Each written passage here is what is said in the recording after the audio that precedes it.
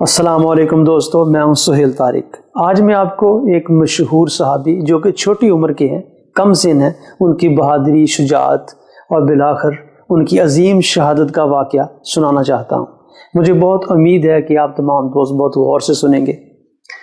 حضرت عمیر بن ابی وقاص رضی اللہ تعالیٰ عنہ مشہور صحابی حضرت سعد بن ابی وقاص رضی اللہ تعالیٰ عنہ کے چھوٹے بھائی ہیں۔ حضرت سعد بن ابی وقاص رضی اللہ تعالیٰ عنہ عشرہ مبشرہ میں شامل ہیں۔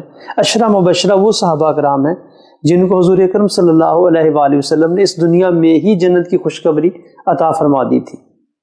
حضرت سعد بن ابی وقاص رضی اللہ تعالیٰ عنہ وہ جلیل القدر صحابی ہیں جن کو فاتح ایران بھی کہا جاتا ہے۔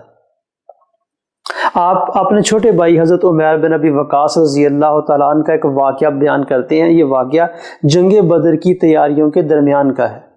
آپ کہتے ہیں کہ جنگ بدر کی تیاری چل رہی تھی، میرے چھوٹے بھائی حضرت عمیر بن ابی وقاص رضی اللہ تعالیٰ عنہ چھپتے پھر رہے تھے۔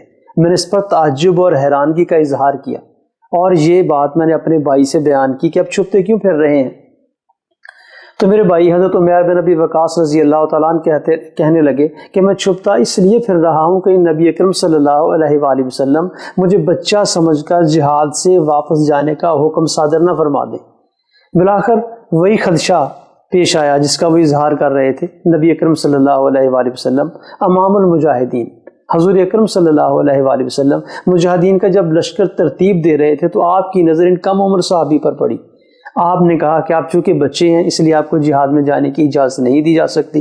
یہ سن کر آپ رونے لگے اور آپ نے اپنی اس خواہش کا اظہار کیا کہ میں جنگ بدر میں ضرور شرکت کرنا چاہتا ہوں اور یہ میری خواہش ہے کہ اللہ مجھے شہادت کی موت نصیب فرما دے۔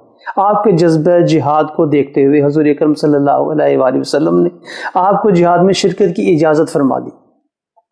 حضرت سعد بن ابی وقاص بیان کرتے ہیں کہ ان کی خواہش کے مطابق ان کو شہادت نصیب ہوئی۔ میرے بھائی چونکہ چھوٹے تھے، چھوٹی عمر کے تھے اور ان کے گلے میں جو تلوار ڈالی ہوئی تھی وہ لمبی تھی اور وہ زمین کے ساتھ گھسٹ رہی تھی، تو میں ان کی تلوار کے تسمے میں گرنے لگاتا تھا تاکہ تلوار ان کے قد سے اونچی ہو جائے۔